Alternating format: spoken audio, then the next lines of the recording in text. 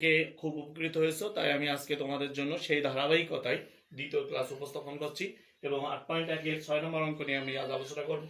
6 নম্বর অঙ্কটি দেখো, ত্রিভুজের কোণগুলো সমান্তর শ্রেণীভুক্ত এবং বৃহত্তম কোণটি ক্ষুদ্রতম কোণের দ্বিগুণ, কোণগুলো রেডিয়ান পরিমাপ কত?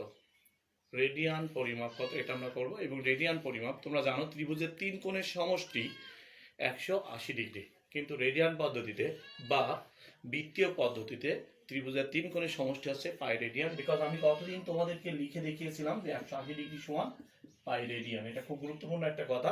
অর্থাৎ রেডিয়ান পদ্ধতিতে ত্রিভুজের তিন কোণের সমষ্টি পাই রেডিয়ান। এখন আসো সমান্তর শ্রেণীভুক্ত এটা কি। দেখো আমি একটা ধারা লিখছি এখানে 2, 4, 6, 8 সমান অন্তর বিশিষ্ট একটা ধারা বা সমান অন্তর আছে এদের মধ্যে। দেখো প্রত্যেকের পার্থক্য হচ্ছে 2 করে, এইগুলো বলা হয় সমান্তর শ্রেণীভুক্ত। এদের মধ্যে একটা মিল বন্ধন আছে, সেটা হলো পরপর তিনটি পদের মাঝেরটি হবে ফার্স্ট আর লাস্টের যোগফলের অর্ধেক। এখানে দেখো 6 আর 2 8, 8 এর অর্ধেক 4, একইভাবে 8 আর 4 12, তার অর্ধেক হচ্ছে 6। এই ধারা সম্পর্কে তোমরা এইটা কিছুটা ধারণা পেয়েছো। এখন আসো সমান্তর শ্রেণীভুক্ত, তাহলে আমরা জানলাম যে কোনো জায়গায় তিনজন যদি হয় মাঝেরটা হবে ফার্স্ট আর লাস্টের যোগফলের অর্ধেক অর্ধেক। এখন খেয়াল করো, ক্ষুদ্রতম কোণের দ্বিগুণ হচ্ছে বৃহত্তম কোণ। তাহলে আমরা ধরি ক্ষুদ্রতম কোণ x, অতএব বৃহত্তম কোণ দ্বিগুণ বলেছে, তাহলে 2x। একটু আগে বললাম সমান্তর শ্রেণীভুক্ত, তাহলে অপর কোণটা হবে এদের যোগফলের অর্ধেক। তাহলে অপর কোণ x plus 2x by 2 অর্থাৎ 3x by 2। এখন শর্ত মতে ত্রিভুজের তিন কোণের সমষ্টি 180 ডিগ্রি, কিন্তু রেডিয়ান পদ্ধতিতে সেটা পাই রেডিয়ান। অর্থাৎ তিনটা কোণ, আমাদের প্রথম কোণ ছিল x, দ্বিতীয়টা 2x, তিন নম্বরটা আছে 3x by 2 সমান সমান পাই রেডিয়ান। আমি বলেছিলাম পাই রেডিয়ান চিহ্ন এভাবে দেওয়া যায়। এখন এটা ক্যালকুলেশন করব। লসাগু 2, 2x plus 4x plus 3x equal to pi radian, বা 9x equal to 2 pi radian, বা x equal 2 pi by 9 radian. আমরা x এর মান পেয়ে গেছি। আমাদের প্রথম কোণ ছিল x, মানে ক্ষুদ্রতম কোণটা, অর্থাৎ ক্ষুদ্রতম কোণ হচ্ছে 2 পাই by 9 রেডিয়ান। বৃহত্তম কোণ হলো, বৃহত্তম কোণটা ছিল 2x, তাহলে x এর জায়গায় তার মানটা বসাই দিলাম, অর্থাৎ 4 পাই by 9 radian.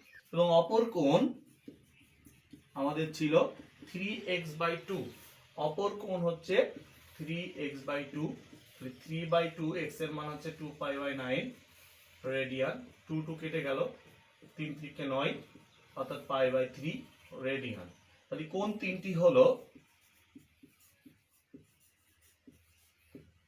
Pi by 3 radian. দ্বিতীয় কোণটি 2 পাই বাই, অর্থাৎ ক্ষুদ্রতম কোণটা 2 পাই বাই 9 রেডিয়ান, আর বৃহত্তম কোণটা হচ্ছে 4 পাই বাই 9 রেডিয়ান। এটাই হলো আমাদের অ্যান্সার। এই হলো 6 নম্বর অঙ্ক। আমরা 6 নম্বর অঙ্কটা আশা করি বুঝতে পেরেছি। সমান্তর শ্রেণীভুক্ত কি সেটাও আমি বুঝিয়েছি, এবং একটা কোণ আর একটা কোণের দ্বিগুণ সমান্তর শ্রেণীভুক্ত বুঝেছি, এবং রেডিয়ান পদ্ধতি এটা একটা ইম্পর্টেন্ট বিষয়। আমাদের নেক্সট অঙ্কটি হলো 8.1 এর 9 নম্বর। এটাও বেশ ইম্পর্টেন্ট। অঙ্কটি হচ্ছে শাহেদ সাইকেল চালিয়ে বৃত্তাকার পথে 11 সেকেন্ডে একটি বৃত্তচাপ অতিক্রম করে। যদি চাপটি কেন্দ্রে 30 ডিগ্রি কোণ উৎপন্ন করে এবং ব্যাস দেওয়া আছে 201 মিটার, তাহলে শাহেদের গতিবেগ কত? গতিবেগ কথাটা আগে একটু বলে নিই, তোমরা ফিজিক্সে অনেক গতিবেগ সম্পর্কে জানো। গতিবেগ যখন বড় হয় তখন ঘন্টায় বের করতে হয় যে ঘন্টায় কতটুকু গিয়েছে, আর যখন খুব ছোট হয় অর্থাৎ ছোট পথ হয় তখন সেকেন্ডে কতটুকু গিয়েছে এটা বের করলেই গতিবেগ হয়ে যায়। তো আমরা এখানে দেখো 11 সেকেন্ড, অর্থাৎ সেকেন্ডে কতটুকু গিয়েছে সেটা বের করলেই শাহেদের গতিবেগটা বের হয়ে যাবে। তো বের করেছে যে বৃত্তচাপ অতিক্রম করে। এটার আগে আমাদের একটা জিনিস জানতে হবে, সেটা দেখো আমরা এটা একটু জেনে নিই। যে যখন আমরা বলেছিলাম যে ব্যাসার্ধের সমান চাপ কেন্দ্রে যে কোণ তৈরি করবে তার নাম হচ্ছে 1 রেডিয়ান, কিন্তু যদি আর ব্যাসার্ধের বৃত্তের চাপ এস এবং সেটি যদি কেন্দ্রে থিটা কোণ উৎপন্ন করে তাহলে S equal to R theta. যদি ব্যাসার্ধ আর এবং চাপের দৈর্ঘ্য যখন এস আর যদি না হয়, কারণ ব্যাসার্ধ এবং চাপ কিন্তু দুটো সেম হলে কেন্দ্রস্থ কোণটা হবে রেডিয়ান কোণ, আর যখন আলাদা হবে অর্থাৎ এটা এস হবে আর এটা আর হবে তখন S equal to R theta. এটা একটা সূত্র, এটা জেনে নেবে। এই সূত্র ব্যবহার করে আমরা অঙ্কটি করব। এখন দেখো দেওয়া আছে, আর একটু বলে রাখি যে এখানে যখন যে কোণটা দেয়া থাকবে অবশ্যই তোমাদের কোণটাকে রেডিয়ান পদ্ধতি আনতে হবে, অর্থাৎ কোণটাকে আগে রেডিয়ানে প্রকাশ করতে হবে এবং এস এর একক হবে আর এর একক যা, অথবা আর এর একক হবে এস এর একক যেটা দেওয়া আছে। তো দেখো এখানে দেওয়া আছে কেন্দ্রস্থ কোণ থিটা ইকুয়াল 30 ডিগ্রি। এটাকে যদি আমরা রেডিয়ান প্রকাশ করতে যাই, আমি আবার পাশে একটু লিখে রাখি যে 180 ডিগ্রি সমান কিন্তু পাই রেডিয়ান, অর্থাৎ যদি রেডিয়ান করতে যাই 1 ডিগ্রি সমান পাই বাই 180 রেডিয়ান, অর্থাৎ ডিগ্রিকে যদি আমরা পাই বাই 180 দ্বারা গুণ করি তাহলে সেটা অটোমেটিক্যালি রেডিয়ান হয়ে যাবে।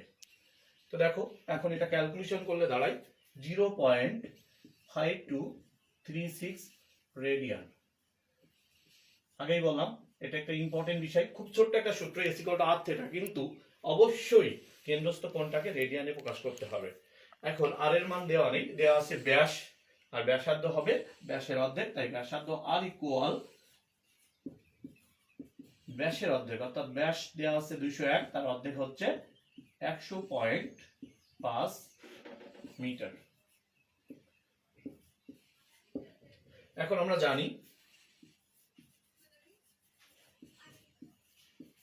জানি S equal to R theta, কারণ সাইকেল চালিয়ে কিন্তু একটা বৃত্ত চাপ অতিক্রম করেছে, অর্থাৎ এইভাবে যে চাপটা অতিক্রম করেছে সেটা 11 সেকেন্ড সময় নিয়েছে সে, তাই আমরা এই চাপটা নির্ণয় করছি। আর এই চাপটা হলো এস আর এটা আর এটা থিটা, আর আমরা একটু আগে দেখলাম S equal to R theta, তাই আমরা ওই সাইডের বৃত্ত চাপ অর্থাৎ যতটুকু পথ অতিক্রম করেছে সেটা আগে বের করে নিচ্ছি, তারপর সেকেন্ডের পথটাই হবে ওর গতিবেগ।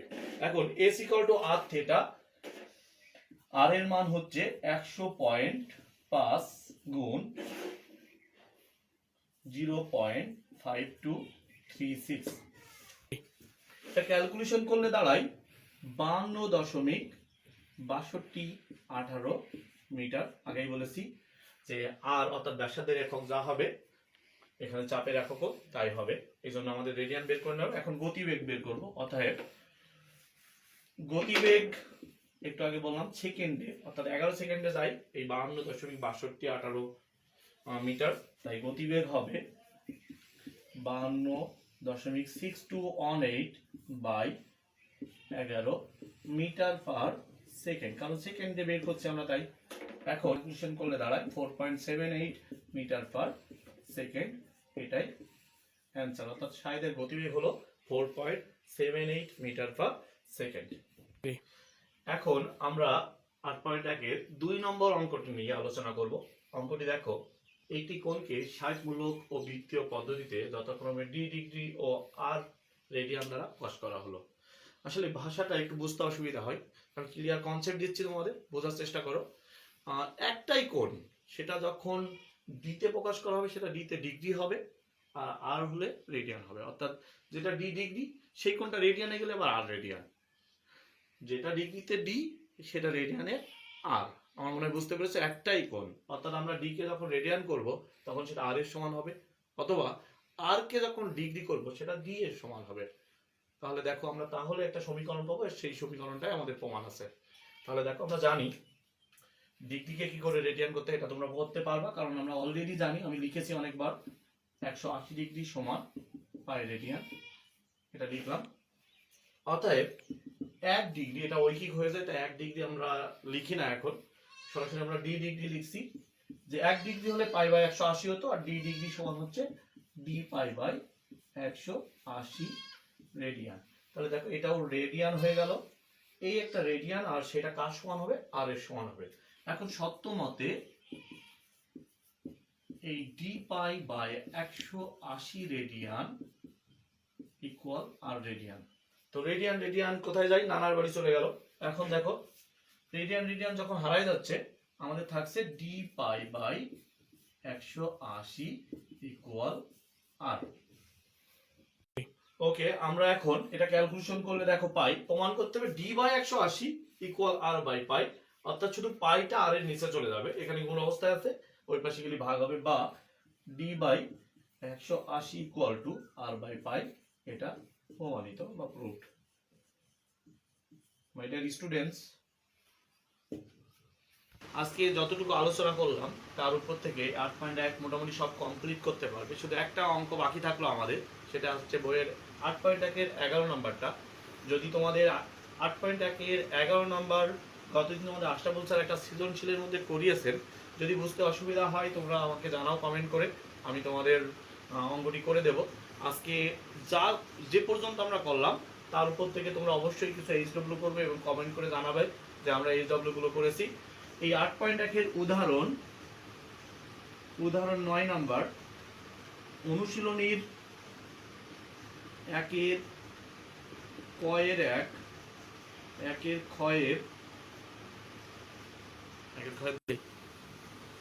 5 নাম্বার,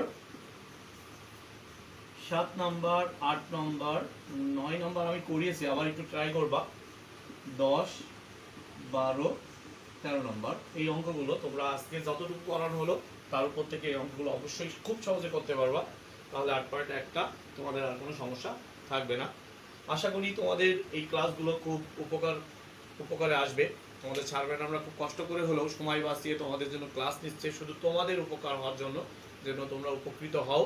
আশা করি তোমরা সবাই ক্লাসগুলো অ্যাটেন্ড করছো এবং দেখছো, এবং তোমাদের সিনিয়র স্যার ম্যাডামরা খুব ভালো করে ক্লাস নিচ্ছেন। আমি বারবার দেখছি তাদের ক্লাসগুলো এবং অনুপ্রাণিত হচ্ছি যে কত সুন্দর করে তারা ক্লাস নিচ্ছেন। আমরা আশা করি যে তোমরাও উপকৃত হবে এবং এই ক্লাসগুলো করবে নিয়মিত, এবং এই এইচডব্লিউ গুলো করেছো কিনা অবশ্যই আমাকে কমেন্ট করে জানাবে যে স্যার আমরা এইচডব্লিউ গুলো করেছি, এবং কোনো সমস্যা থাকলে বা হায়ার ম্যাথের কোনো অধ্যায়ের কোনো অঙ্ক যদি তোমাদের সমস্যা থাকে আমাকে অবশ্যই কমেন্ট করে জানাবে, আমি চেষ্টা করব তোমাদের সেগুলো সলভ করে দেওয়ার জন্য, এবং সমস্যাগুলো আমরা সলভ করে দেবো। তোমরা জানো ইতিমধ্যে রহমান স্যার ক্লাস 10-এর জেনারেল ম্যাথ এবং রসায়ন ক্লাস দেখলাম নিচ্ছে, এবং আশরাফুল স্যার হায়ার ম্যাথের ক্লাস কিছু অংশ নিচ্ছে। তোমরা অবশ্যই ক্লাসগুলো দেখো, সব স্যার ম্যাডামরাই তোমাদের সাথে এগিয়ে এসেছে। তোমরাও বাসায় বসে না থেকে ক্লাসগুলো উপভোগ করো এবং বাসায় থাকো, বাইরে যেও না। ভালো থাকো, সুস্থ থাকো, আল্লাহ হাফেজ।